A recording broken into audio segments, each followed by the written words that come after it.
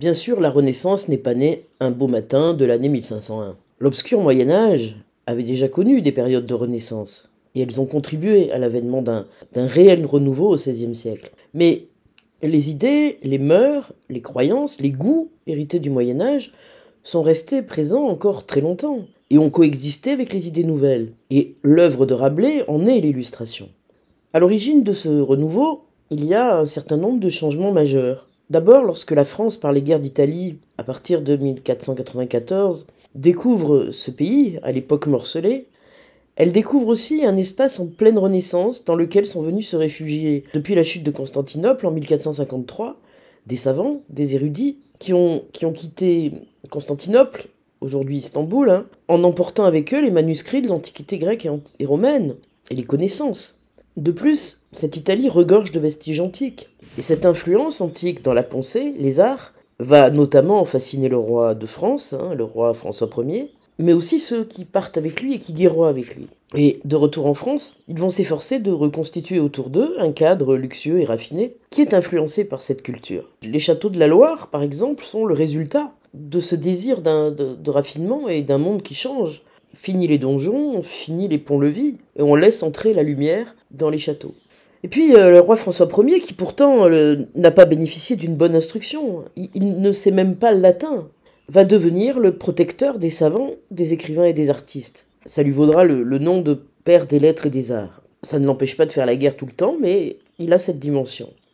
Sa sœur, Marguerite d'Angoulême, elle-même écrivain et auteur de l'Heptaméron, qui est un recueil de nouvelles, va jouer un grand rôle dans cette richesse culturelle. C'est au retour d'ailleurs de son premier voyage en Italie que Rabelais publia La vie très horrifique du grand Gargantua, père de Pantagruel, en 1534. Bien sûr, il y a eu la découverte de l'imprimerie par Gutenberg au milieu du XVe siècle. Cette découverte va permettre la diffusion du savoir à travers toute l'Europe, donc elle est essentielle pour le projet humaniste. Au même siècle, ce sont les découvertes dans l'astronomie, et notamment celle de Copernic et de l'héliocentrisme, parce que par cette découverte, Copernic montre que la Terre n'est plus au centre de l'univers. Et donc, on va passer d'une vision moyenâgeuse du monde à la conception nouvelle de cet univers. Le monde géocentré de Ptolémée, qui était un monde fini, immobile, va laisser place à celui de Galilée et Copernic, c'est-à-dire un monde mobile, héliocentrique et infini. Et donc, ces découvertes vont remettre en cause le dogme de la création divine immédiate, parfaite, définitive. Or, si Dieu a créé un monde en perpétuel changement, alors nous avons à nous construire, nous aussi, quotidiennement, à nous inventer chaque jour. Cette idée, c'est une révolution. Et évidemment, l'éducation ne pourra plus être l'application univoque d'un dogme constitué une fois pour toutes. L'éducation, aussi, devra être ouverte, infinie, et Gargantua aura donc à expérimenter encore et encore. Les idées nouvelles, l'influence des philosophes, des écrivains antiques, vont donc bouleverser le rapport au savoir, mais dans tous les domaines. Et l'un des premiers domaines concernés, c'est précisément le domaine religieux. Parce qu'il ne faut pas oublier que la première forme d'humanisme est au service de la religion chrétienne. Elle souhaite sa purification, mais elle est au service de la religion. Ce n'est qu'au XXe qu'on aura le retour d'un humanisme athée, avec Camus notamment. En tout cas, au XVIe, les humanistes rejettent une religion superstitieuse et prônent plutôt une religion intérieure. Mais pour cela, il faut pouvoir avoir un rapport direct au texte, donc maîtriser parfaitement le latin et le grec. Parce que pour pouvoir lire les textes originaux, avant qu'ils ne soient recouverts des commentaires des pères de l'Église, il faut connaître ces langues. L'alphabet grec est composé de 24 lettres. Combien de consonnes? 17. Et de voyelles? 7. Voyons si tu ne les as pas apprises comme un perroquet. Alpha. Chi. Oméga. Lambda. Mu. Iota.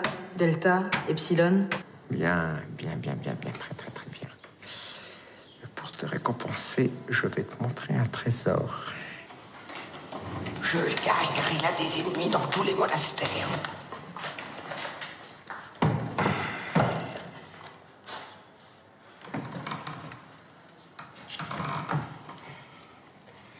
Vois comme il est beau.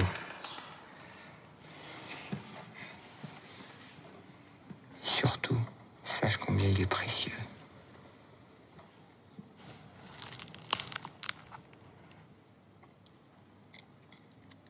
C'est le livre absolu. La Bible écrite dans sa langue originelle, le grec. Qui n'a pas lu cette Bible ne comprend rien à la chrétienté. Erasme et Lefebvre d'Étaples, par exemple, étudient la Bible dans les textes originaux. Ils veulent un libre examen. Et donc ils vont s'opposer à la Sorbonne, c'est-à-dire à l'université de théologie qui est toute puissante à l'époque. À l'époque, la Sorbonne est une université de théologie et pas ce qu'elle est aujourd'hui. Voilà bien sombre et bien essoufflé, Budet. Quel diable fuyez-vous? Sire, nos savants moines Rabelais et Pierre Lamy sont inquiétés en leur habit de Fontenay, où leur érudition et leur indépendance d'esprit effraient les cordeliers. Les voici vexés de mille manières à cause de leur zèle pour la langue grecque par leurs propres frères, ennemis jurés de toute littérature et de toute élégance. Ils veulent les faire passer pour hérétiques et les traitent avec un excès d'inhumanité, soutenus en cela par les théologiens de la Sorbonne, qui font des conciliabules pour proscrire la langue d'Homère, qu'ils jugent pleine d'impiété. Nous sommes prévenus des agissements de la Sorbonne. Ils sont mis au secret, sire, privés de livres, d'encre et de papier.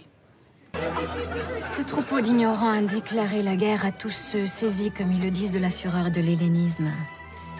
Ils jurent, mon frère, d'anéantir le culte des lettres grecques.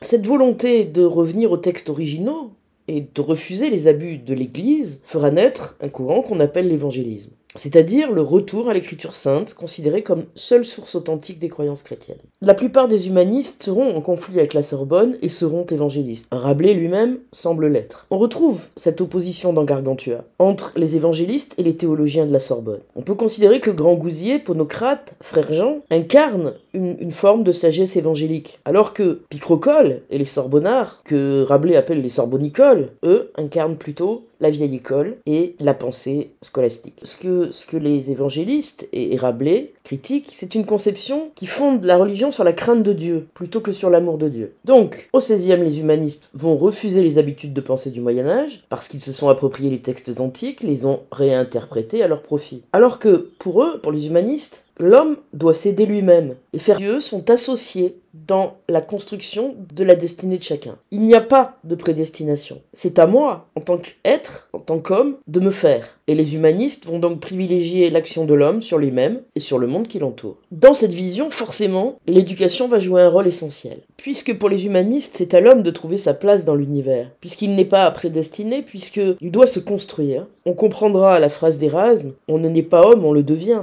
Parce que le savoir ne s'oppose pas à Dieu, au contraire. C'est par le savoir, c'est par la connaissance que l'homme pourra retrouver sa forme originelle. Celle voulue par Dieu au début de la création. Dans son œuvre, Rabelais se pose la question de cette amélioration de l'individu. C'est une amélioration morale d'ailleurs. Pantagruel et Gargantua sont deux géants. Gargantua au départ est un enfant sauvage quasiment. Il va faire le récit de la formation de ces géants, au départ brutaux et grossiers, mais qui, au fil de l'œuvre, sont transformés en princes sages, qui cherchent la paix, qui construisent une société sereine. Dans cette société-là, la paix prévaut sur la guerre, on est clément envers ses ennemis, comme le montre l'attitude de Gargantua après la défaite de Picrocole. Cet enseignement sur Gargantua a donc produit un effet humaniste, pourrait-on dire aujourd'hui. Donc, si l'humanisme est la promesse de la reconstruction de l'homme par le savoir, ou la construction de l'homme par le savoir, il faut proposer forcément une bonne éducation, qui permette de faire grandir les enfants en sagesse, au lieu de les étouffer ou de les empêcher de se déployer. On va considérer que l'amélioration de l'homme passe nécessairement par l'éducation. L'humanisme, c'est la volonté, ou c'est le désir incommensurable de savoir. Gargantua, dans la lettre qu'il écrit à son fils Pantagruel, lui dit que rien ne te soit inconnu. Et cette éducation idéale que propose Rabelais s'oppose à celle des Sorbonnards dont il raille les méthodes moyenâgeuses. Mais il faut préciser que cette éducation n'a déjà plus vraiment sa place au moment où paraît Gargantua.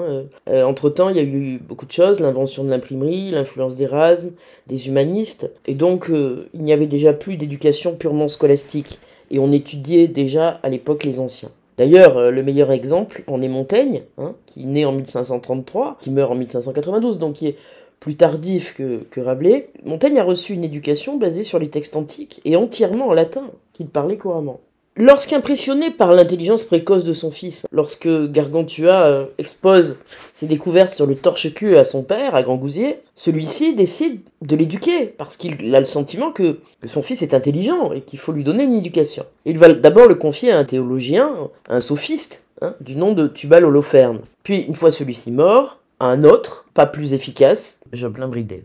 À travers ces deux précepteurs sophistes, Rabelais va lister tous les apprentissages absurdes auxquels est soumis Gargantua. Notamment l'alphabet appris par cœur et à rebours en 5 ans et 3 mois. Les livres de vocabulaire et de grammaire entièrement en latin, en 13 ans, 6 mois et 2 semaines. D'autres ouvrages de grammaire latine avec des commentaires en 18 ans et 11 mois. Même un almanach, c'est-à-dire un calendrier en 16 ans et 2 mois. Des livres de rhétorique et quelques autres de semblable farine.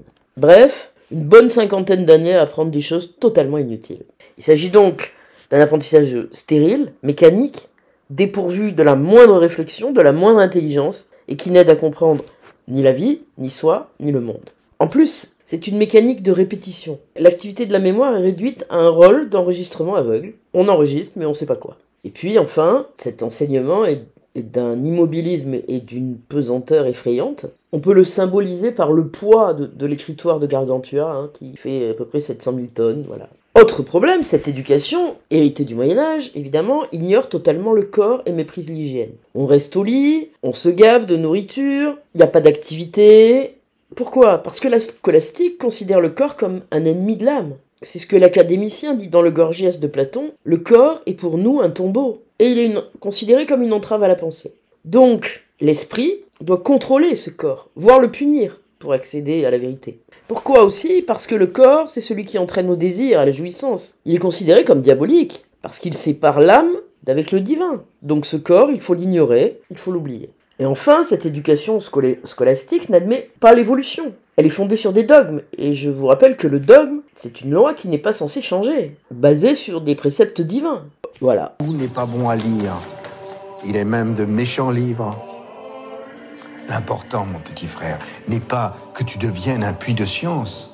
Toute cette éducation scolastique, dont Rabelais fera la satire, notamment dans les chapitres 15 et 16, à travers les deux figures de Maître Tubal Holoferne et Jocelyn Bridé, dont les noms eux-mêmes indiquent leurs limites intellectuelles.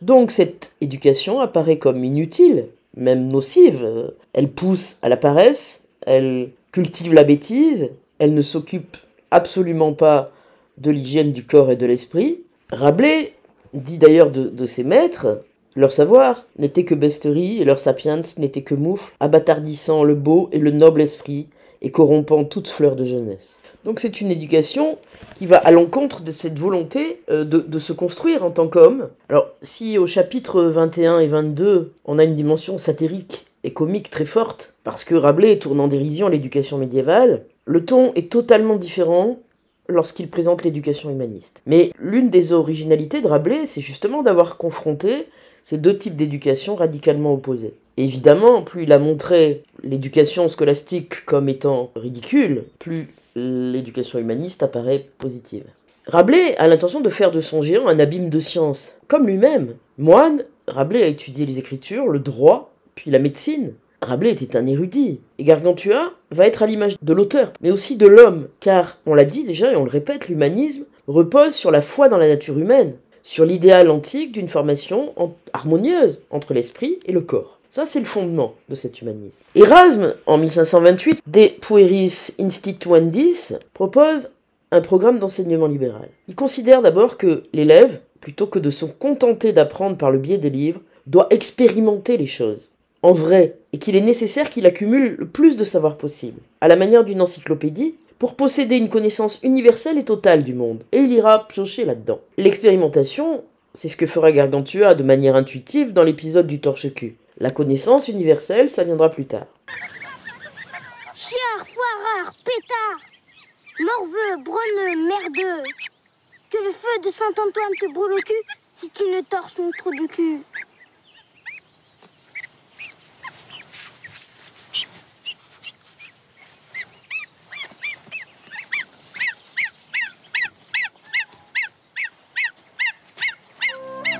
Quoi qu'il en soit, dans Gargantua, ce à quoi on assiste, c'est à l'évolution d'une éducation d'un jeune prince, qui devra un jour gouverner son royaume. Donc, il est normal que le ton change, il devient plus sérieux. Il n'y a plus le vocabulaire trivial qu'on avait, Par contre, il y a un vocabulaire sérieux et soutenu. Et il y a quasiment plus, voire plus du tout d'effets comiques. Le contraste entre ces deux formes d'enseignement, donc scolastique d'un côté, humaniste de l'autre, va particulièrement être visible au chapitre 15, lorsque Gargantua est confronté à Eudémone.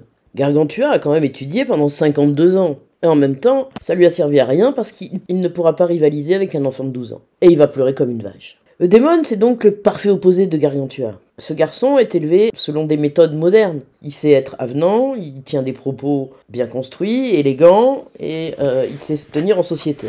Le contraire de Gargantua. Grand Gousier va tirer la leçon de ce à quoi il assiste, de ce désastre éducatif. Et donc, avant de débuter son éducation sous la direction de Ponocrate, Gargantua va faire un voyage à Paris. Et ce voyage, il est très important parce qu'il va progressivement rapprocher Gargantua de Ponocrate. Et ce qu'on observe ici, c'est qu'en fait, cette éducation, elle est basée sur l'échange, et sur la confiance aussi. Mais sur l'échange parce que jusque-là, il n'y en avait aucun d'échange avec les autres précepteurs de Gargantua. Et c'est cet échange qui va susciter le désir d'apprendre. Après cela, écrit Rabelais, il souhaita de tout son cœur se livrer à l'étude en s'en remettant à Ponocrate. Mais ce dernier, Ponocrate, veut d'abord voir les ravages de la mauvaise éducation chez son élève, et il va ensuite le soigner. Il l'observe d'abord. Donc, on a les chapitres 21 et 22 qui s'opposent aux chapitres 23 et 24. Dans ce nouveau programme éducatif que va suivre Gargantua, la première chose, rappelons rapidement que dans son précédente éducation sophiste, Gargantua dormait tout le temps, se nourrissait de choses grasses, mangeait trop, était désordonné, n'avait aucune hygiène. Il avait, dit Gargantua, entretenu la complexion flegmatique. C'est-à-dire que cette vision est à relier à la médecine d'Hippocrate, où il y a des humeurs dans chacun de nous, et l'éducation qu'a reçue Gargantua a aggravé son humeur flegmatique, c'est-à-dire l'a rendu encore plus mou, plus inapte à toute action, etc. Donc la deuxième éducation va commencer par une purge pour se nettoyer de tout son flegme. Une purge à base d'ellébore, c'est une plante qui était censée soigner la folie, mais aussi qui soulageait donc l'esprit et les vices de la tête, d'une manière générale. Le but de Ponocrate, en faisant faire cette purge à Gargantua, est de le laver de toute l'altération et des perverses habitudes prises par son cerveau. Donc, on peut dire que Ponocrate agit en médecin, et il n'y a rien de surprenant puisque Rabelais lui-même l'était. Le problème, la maladie de Gargantua, c'est l'ignorance crasse qu'il a accumulée au cours de ses années d'études inutiles. Une fois effectuée cette remise à zéro, si on peut dire, on va pouvoir entamer la rééducation de Gargantua. On peut considérer que l'éducation de Ponocrate repose sur 5 piliers. C'est éducation dans la joie, respect du corps, savoir encyclopédique, apprentissage ludique et tourné vers la vie. Que fait Ponocrate ? Au départ, il pense que la fréquentation de la compagnie de personnes savantes doit lui donner envie d'apprendre de belles choses. Et là, Ponocrate rejoint Erasme, car la véritable aptitude, écrit Erasme, à parler correctement s'acquiert de la meilleure façon en parlant et en vivant avec ceux qui parlent purement. Dans l'éducation, il y a aussi l'influence du milieu dans lequel on se trouve. Par ailleurs, l'emploi du temps de Gargantua va connaître une modification fondamentale. Fini les temps morts et le glandouillage intensif. La gestion du temps est dynamique, rythmée. Il n'y a plus d'immobilisme du corps, on passe pas sa matinée à tourner en rond dans son lit. Le résultat, c'est que Gargantua, pour citer Rabelais, ne perdait pas une heure de la journée, mais consacrait au contraire tout son temps aux lettres et aux études libérales. Par ailleurs, le temps de cette journée est plus étendu, puisque Gargantua se réveille autour de 4h du matin, alors que précédemment c'était vers 8h30. Le coucher aussi est plus tardif. On va étudier le ciel dans sa réalité, pendant la nuit. Au niveau de la nourriture, c'est pareil. Il s'agit d'une diète raisonnée. Même en mangeant, on apprend, on réfléchit. Ainsi, parlant pendant les premiers mois de l'efficacité de la nature, de tout ce qui leur était servi à table, du pain, du vin, de l'eau, etc., il y a un apprentissage dans la vie quotidienne. Par ailleurs, toutes les activités quasiment de Gargantua sont dédoublées. Pendant qu'on le frictionnait, on lui lisait quelques pages des Saintes Écritures.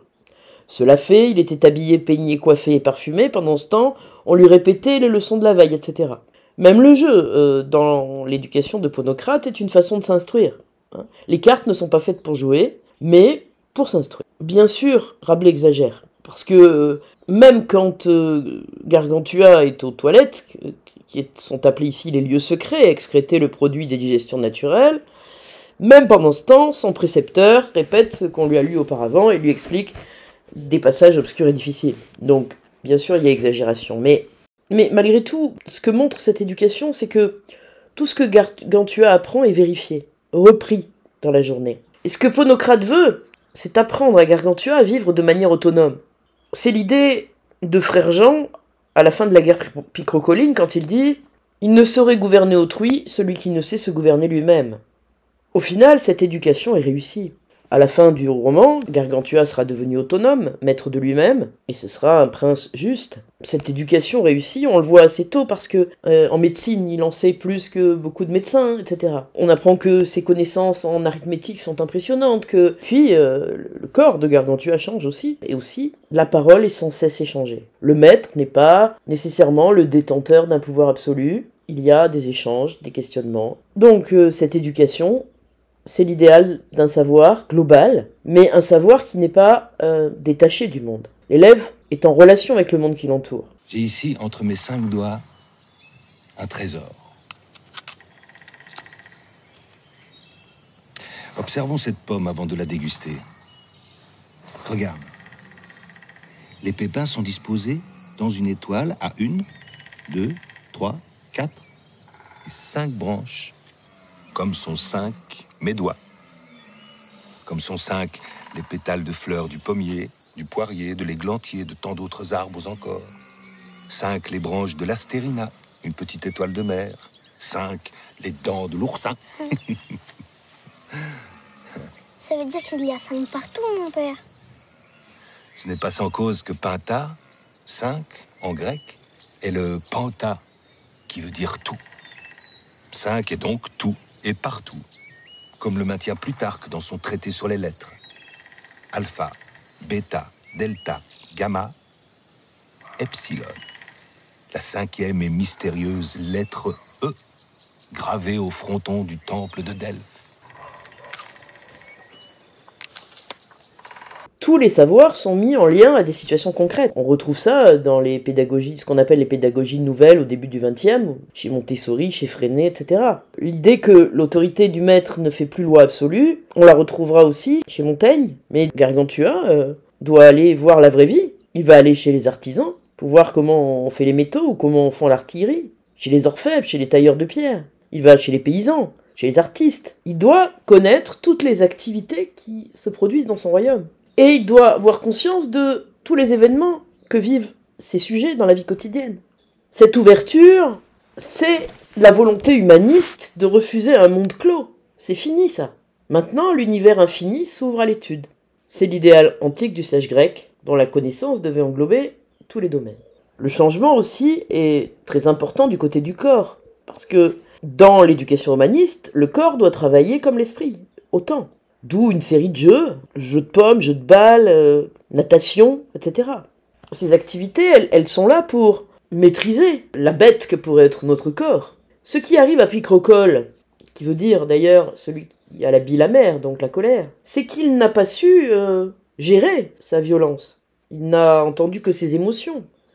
Et le résultat, ça a été la guerre et la ruine pour son royaume. Par contre, Gargantua et son père avant lui ont essayé, Grand Gousier particulièrement, a essayé de maintenir la paix, de faire appel à la diplomatie, on va dire. Ce n'est que contraint qu'ils sont allés faire la guerre contre Picrocole. C'est une éducation qui vise à développer harmonieusement l'individu, aussi bien intellectuellement que physiquement. Cette éducation l'a débarrassé de ses fesses molles, de son flegme. Et elle a fait de lui un prince savant et sage. Ça va sauver le monde. Ça évitera que le royaume de Gargantua ne soit dévasté comme celui de Picrocole. Alors bien sûr, l'éducation humaniste proposée par Gargantua est de l'ordre de l'impossible. Il y a des exagérations colossales. Mais ce qu'on doit comprendre, c'est que les géants de Rabelais ne sont pas des individus. Ce sont des modèles collectifs qui contiennent toutes les aspirations humanistes de l'époque. Gargantua sera savant dans tous les domaines. Ce sera prince sage, qui cherchera toujours l'harmonie, mais c'est aussi un homme qui maîtrise très bien les armes. Donc, il y a une globalité de la personne qui est développée. Voilà ce que c'est qu'une bonne éducation pour Rabelais. C'est celle qui permet de devenir un homme sage et savant, qui utilise sa raison plus que ses émotions, et qui vit sainement et en harmonie avec le monde, les autres et la nature.